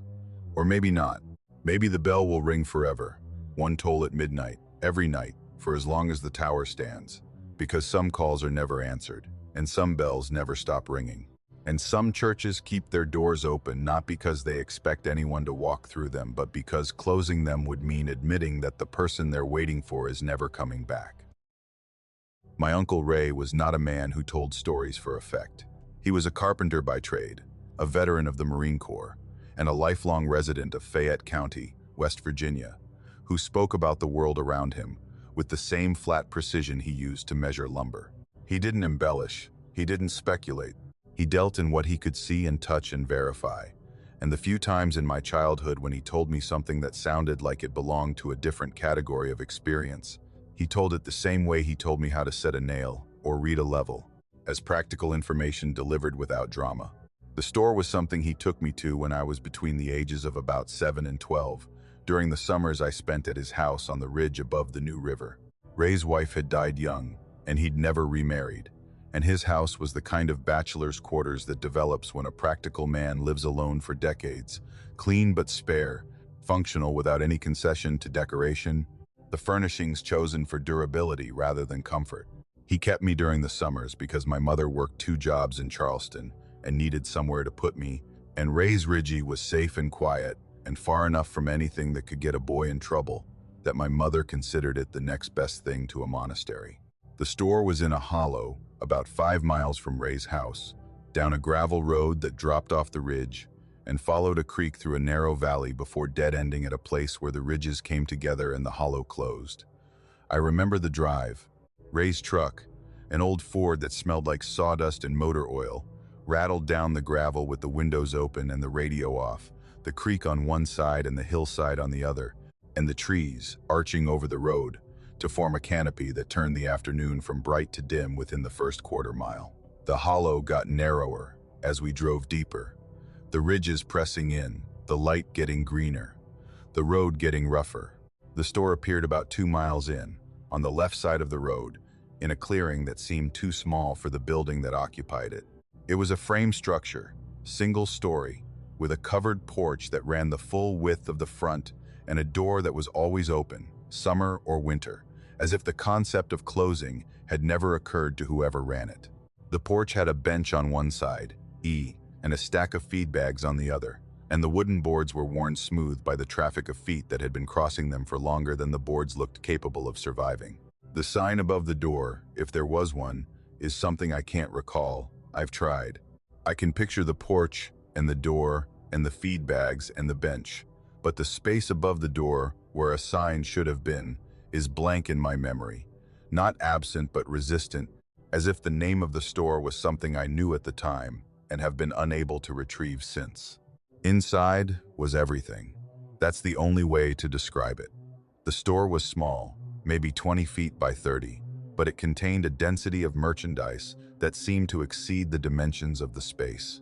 Shelves lined every wall from floor to ceiling, stocked with canned goods and dry goods, and bolts of fabric and boxes of ammunition, and bags of seed and jars of penny candy and hardware, nails and screws and hinges and hasps and tools, arranged with a logic that wasn't alphabetical or categorical but intuitive, as if the store was organized by need rather than by type, the things you wanted most placed where your eyes would find them first.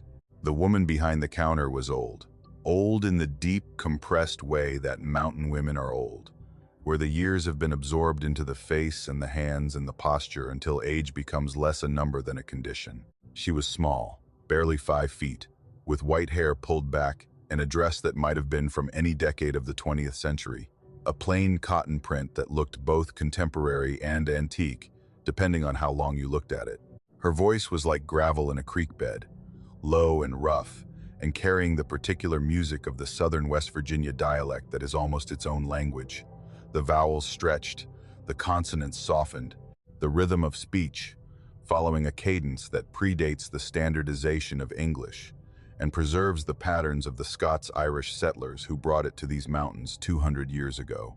She knew what Ray needed before he said it.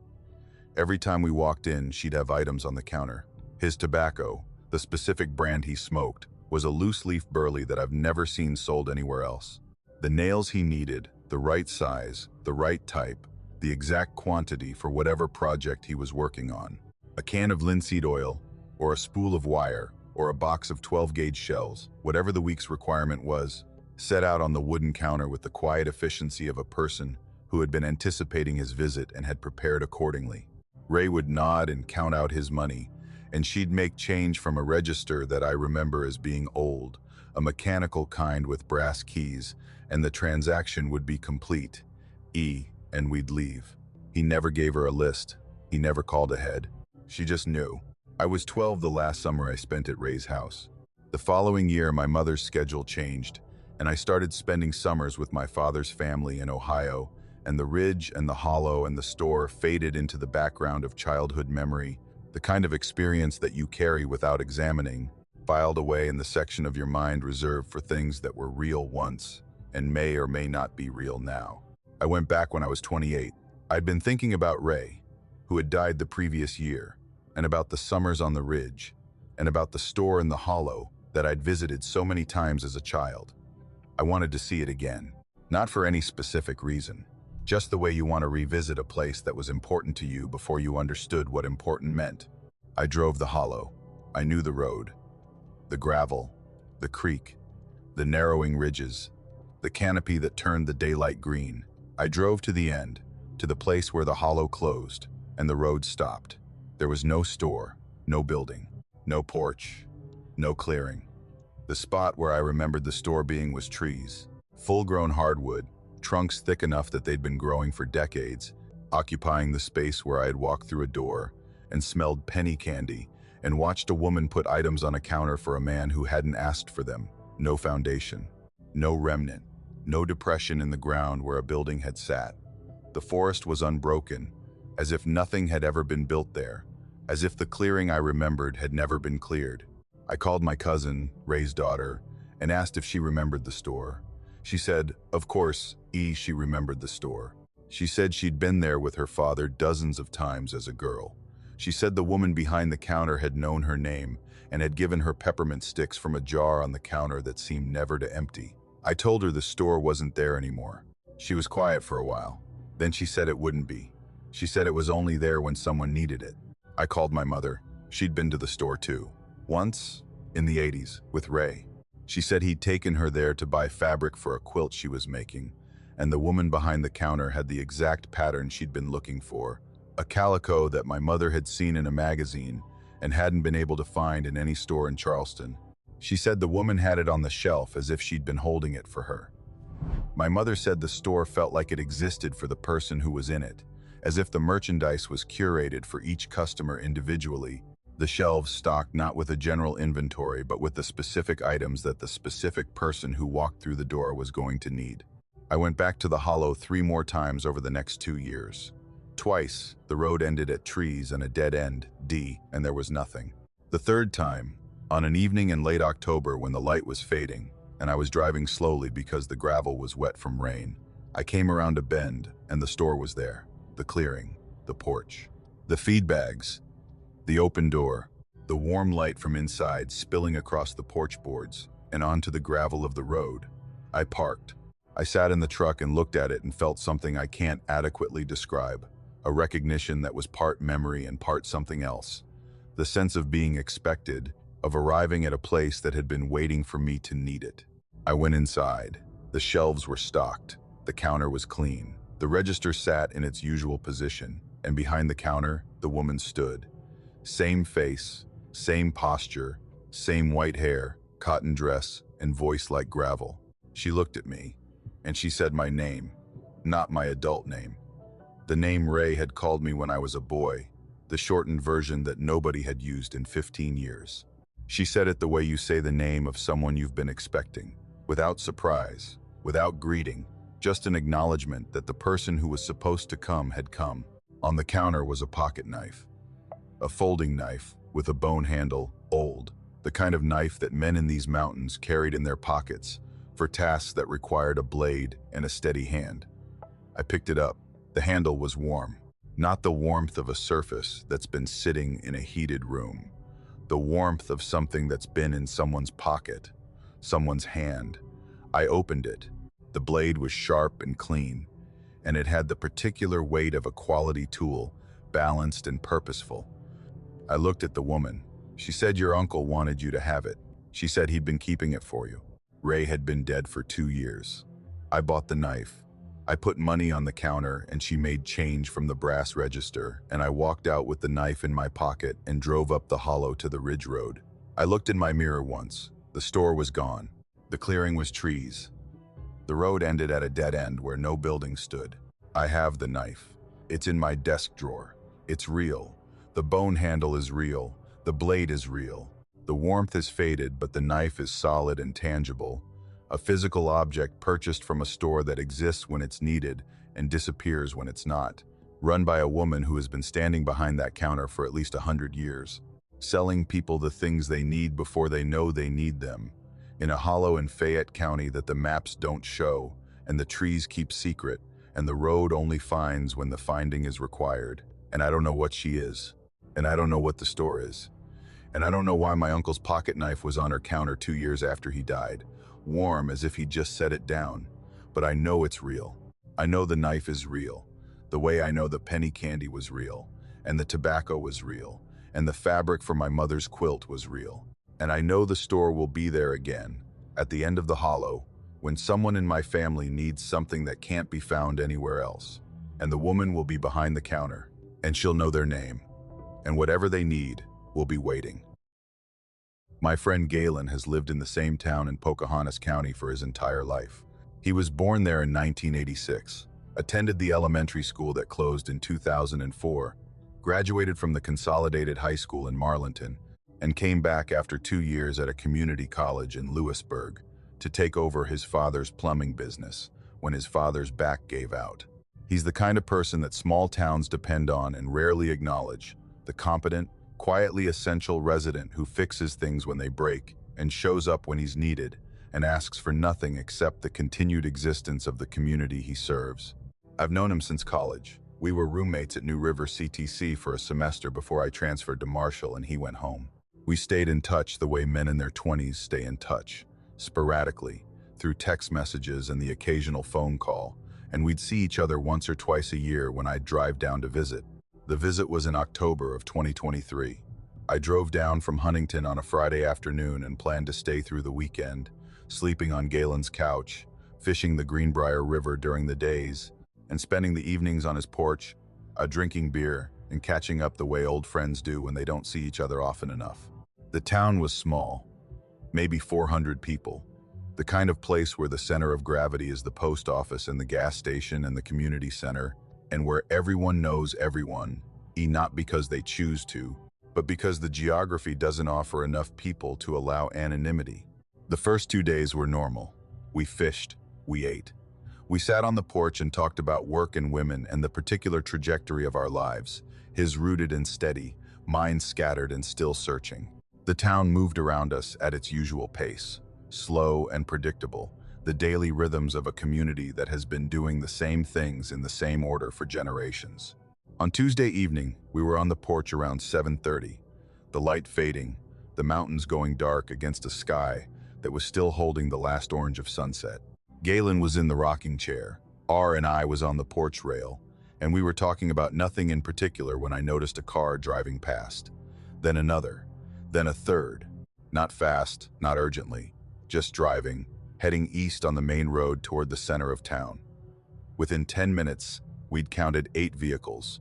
Within 20, maybe 15. Within 30, the count was over 20. A steady procession of cars and trucks moving in the same direction at roughly the same speed, with a regularity that felt less like traffic and more like a current.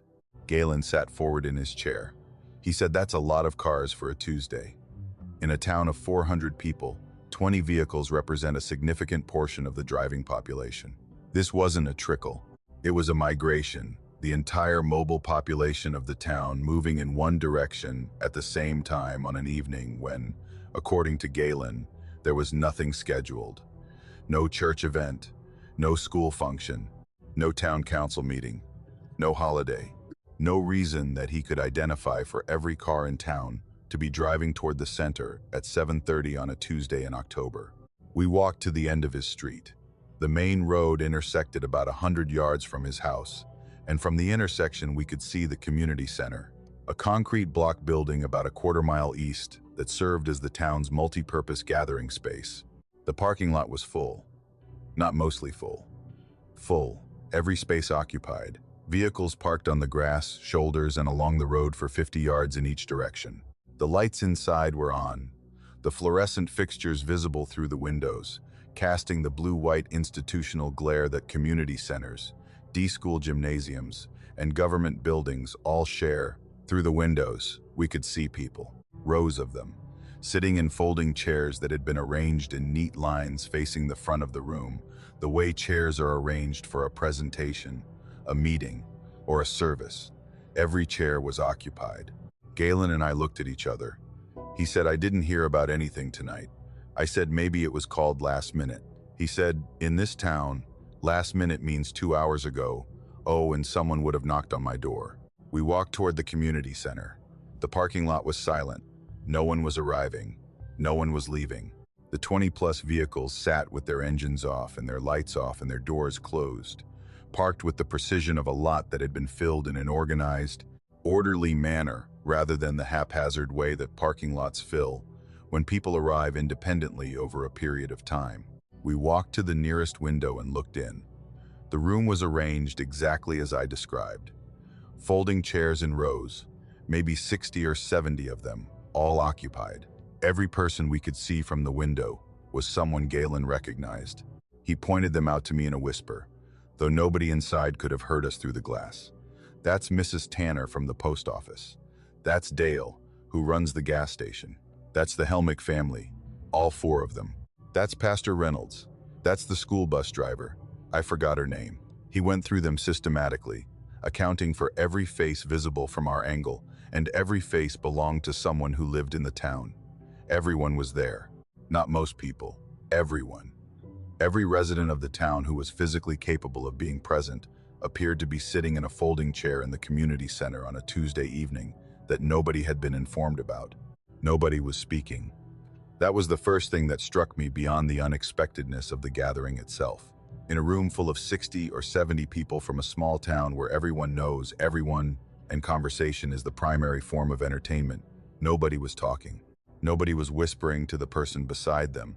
Nobody was leaning over to ask a question or share a comment. They sat in their chairs with their hands in their laps and their backs straight and their eyes directed forward toward the front of the room with the focused, uniform attention of an audience watching something that commanded absolute silence. But there was nothing at the front of the room. No podium, no speaker, no screen, no microphone. Just the front wall of the community center. Bare concrete block painted beige, with a clock on the wall that read 7:42. We watched for 10 minutes. In that time, nothing happened. Nobody moved. Nobody spoke. Nobody shifted in their chair, or crossed their legs, or looked at their phone, or did any of the countless small things that human bodies do when they're sitting in a room for an extended period. The stillness was uniform and absolute. 60 or 70 people maintaining the same posture with the same forward gaze and the same silence, as if they were synchronized, as if they were receiving instructions that Galen and I could not hear. I looked at Galen. His face had changed. The casual curiosity that had brought us to the window had been replaced by something I recognized from years of friendship as discomfort shading toward unease. He said, "This isn't right." He said it quietly, not to me specifically, more to himself, the verbalization of an assessment that his body had already made. I agreed. Something about the scene was profoundly wrong. Not in the dramatic, horror movie sense of wrongness, but in the deeper, more insidious sense of a familiar world operating according to rules you don't recognize. These were people we knew, people Galen had grown up with, worked for, and lived among for 37 years. And they were sitting in a room in complete silence, staring at a blank wall, and the blankness of the wall was the point. They weren't waiting for something to appear on it. They were looking at it because looking at it was what they were there to do. At exactly 9 o'clock, every person in the room stood up, simultaneously. Not a wave that started at the front and moved to the back. Not a gradual rising as people noticed others standing. Simultaneous. 60 or 70 people going from seated to standing in the same instant, as if responding to a signal that Galen and I hadn't perceived. They stood for about 3 seconds. Then they filed out. Orderly, row by row, from front to back, walking to the door with the organized flow of a congregation exiting a church. No rushing, no talking, no lingering. They walked to their cars, and they got in, and they started their engines, and they drove away. The parking lot emptied in about 5 minutes. The lights in the community center turned off. The building went dark. The road went quiet. And Galen and I stood at the window and watched the last pair of taillights disappear around the bend toward the west end of town. Galen went to his neighbor's house the next morning. Her name was Carol, a retired teacher who lived alone in a yellow house 2 doors down from Galen's, and who had been among the people we'd seen through the window, sitting in the 3rd row, center, her hands in her lap, her eyes forward. Galen asked her about the meeting. He said he'd seen her at the community center the night before and wondered what it was about. Carol looked at him with genuine confusion. She said she didn't know what he was talking about. She said she'd been home all evening. She'd watched television and gone to bed at 9:30 and hadn't left the house. Galen said he'd seen her through the window, sitting in a folding chair. Carol said that wasn't possible because she hadn't been there. Galen asked 2 other neighbors over the next few days. Same response, same confusion. Nobody remembered being at the community center on Tuesday night. Nobody remembered a meeting. Nobody acknowledged that anything unusual had happened. The people who had been sitting in those chairs, whom Galen had identified by name, denied being there with the sincere, unperformed certainty of people who genuinely didn't remember. I drove home to Huntington that weekend, and I've been back to visit Galen 3 times since. We don't talk about the meeting. We've tried. We've sat on the porch with beers, and one of us will start to bring it up, and the other will get quiet, and the conversation will drift elsewhere, not because we're afraid of the subject, but because the subject doesn't yield to conversation. There's nothing to analyze. There's nothing to explain. 60 or 70 people drove to a building. D sat in chairs and stared at a wall in silence for an hour and 20 minutes, and then stood up and drove home, and none of them remembers it. The event happened, and the evidence of it, 2 witnesses who watched through a window, is the only record that it occurred. I asked Galen the last time I visited whether it had happened again. He was quiet for a long time. Then he said yes. He said it happens on the first Tuesday of every month, at the same time, same cars, same procession to the community center, same silence, same simultaneous standing at 9 o'clock, same departure. He said he watches from the end of his street now, counts the cars, and confirms the pattern. He said he's never gone back to the window. He said watching from outside was enough. Getting close enough to see their faces was something he couldn't do again, because looking at people he'd known his entire life, sitting in that silence, with that emptiness in their eyes, had changed something in the way he saw them, a trust broken, a certainty replaced by doubt. He said the town is the same the next day. Everyone goes to work, everyone shops at the same stores, everyone waves from their cars and asks about each other's families. Everything is normal, except that once a month, they drive to a building and sit in silence and stare at a wall, and nobody knows why, and nobody remembers. And the only people who see it are the ones who weren't invited. I commuted through that town in Webster County for 3 years, from the fall of 2019 to the summer of 2022, driving the state route that served as the main artery between the place where I lived in Cowan and the construction site where I worked about 15 miles to the east. The town was on the route, one of those small communities that the state highway passes through without slowing down much. A handful of houses and businesses, and a post office and a volunteer fire station, clustered along both sides of the road in a valley where 2 creeks converge. I passed through it twice a day, morning and evening, and I developed the kind of unconscious familiarity with it that anyone develops with a landscape they traverse daily. The shapes of the buildings and the rhythm of the speed limit changes, and the position of the intersections all absorbed into the automatic navigation that commuting produces. The ability to drive a route without consciously registering the details because your body has memorized them. The welcome sign was at the eastern boundary of the town, at the point where the state route entered the incorporated limits. It was a standard green highway sign, reflective white lettering on a green background, mounted on 2 metal posts driven into the ground at the shoulder of the road. The kind of sign that every incorporated town in West Virginia has, installed and maintained by the State Division of Highways, displaying the town's name and its population as reported in the most recent census. The sign read the name of the town in large letters and, below it, population 412. 412. I read it every morning on my way to work and every evening on my way home. The way you read any roadside sign that occupies a fixed position in your daily field of vision, automatically, without thought, the information entering your consciousness and filing itself away without requiring attention. Population 412, a small town, an unremarkable number. The kind of population figure that tells you everything you need to know about a place in Appalachian West Virginia, that it was bigger once, that the young have left, that the old have stayed, that the number represents not a community at its peak, but a community at its remainder. I noticed the change on a Monday morning in the spring of 2021. I was driving through at my usual time, 7:15, the radio on, the coffee in the cup holder, the road familiar, and the attention divided between the windshield and the day ahead. I passed the sign, and the number registered in the way that familiar numbers register when they're different. Population 411. I didn't stop. The thought that formed was brief and practical. They updated the sign, the way they sometimes do after census adjustments, or when a correction is made to the official count. I drove on. The following Monday, the sign read 410. I noticed it the way I'd noticed the first change, a brief, passing registration of a number that was different from the one I expected. I thought about it for maybe 30 seconds and then forgot about it. Population adjustments happen. Signs get updated. The State Highway Department has a maintenance schedule that includes signage review, reasonable explanations for reasonable observations. The next Monday, 409.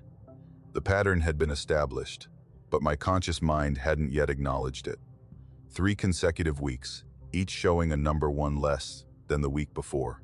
The change happened between my Friday evening drive and my Monday morning drive, which meant the sign was being altered over the weekend.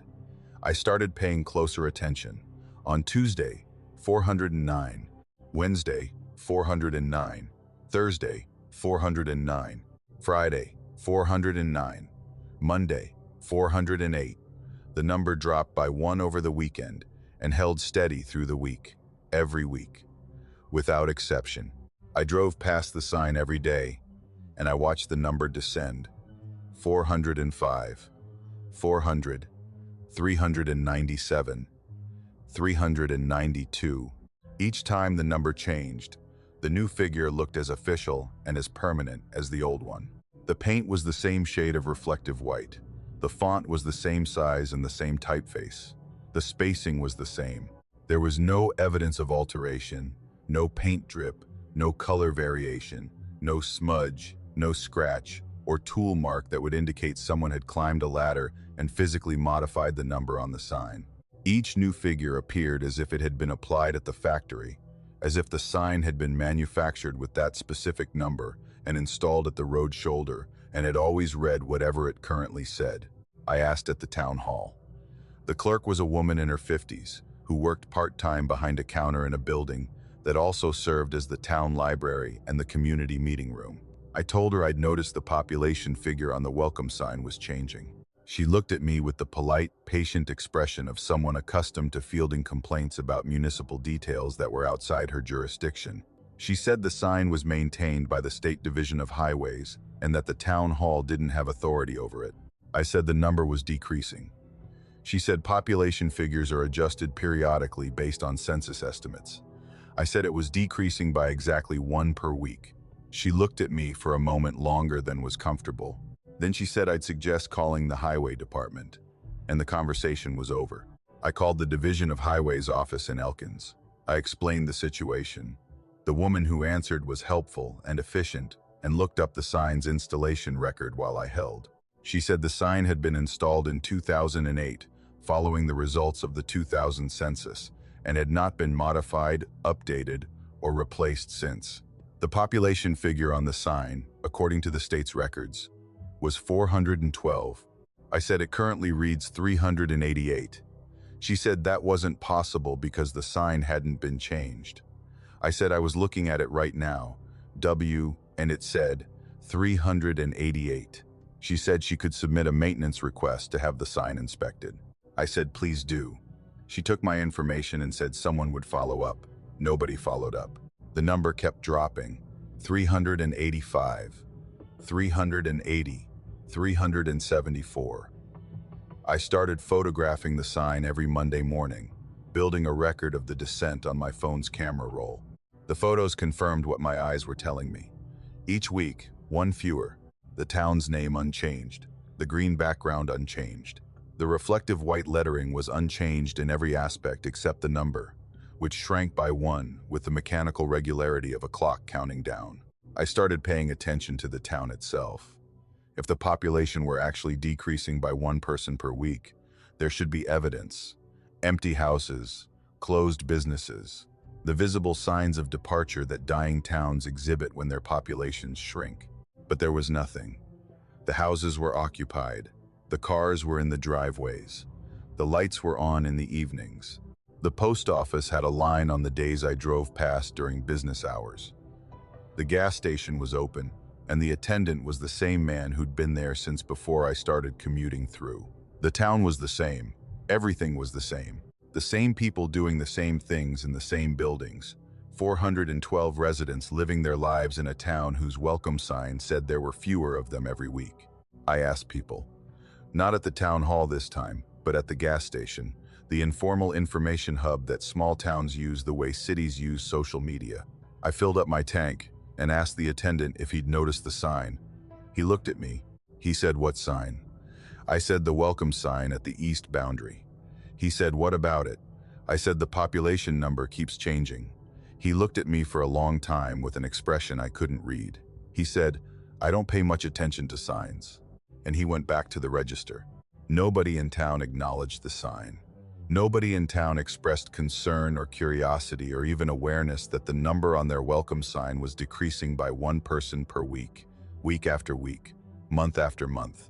A public declaration posted at the edge of their community that was counting them down with the steady, indifferent precision of a timer. They drove past it every day the same way I did. They read it, or they didn't, and if they read it, they said nothing, as if the number on the sign was someone else's business. As if the countdown was expected, as if whatever the sign was measuring was not something they had the ability or the desire to discuss with an outsider. I stopped tracking the number when it reached 350. That was in the summer of 2022, shortly before I finished the job and stopped commuting through the town. The last number I photographed was 350, which meant the sign had lost 62 from its original 412 over the course of approximately 15 months. 62 people were subtracted from a town where nobody had left. I've thought about what that means. The obvious interpretation is that the sign is wrong, that it's malfunctioning or being vandalized, or that some prankster with a talent for matching state highway paint is climbing a ladder every weekend and changing the number by one. These are explanations that satisfy the rational mind. But they don't satisfy the part of me that looked at the town and counted the houses and counted the cars and counted the people in the gas station and at the post office and on the porches and arrived at a number that was, by every visible measure, unchanged.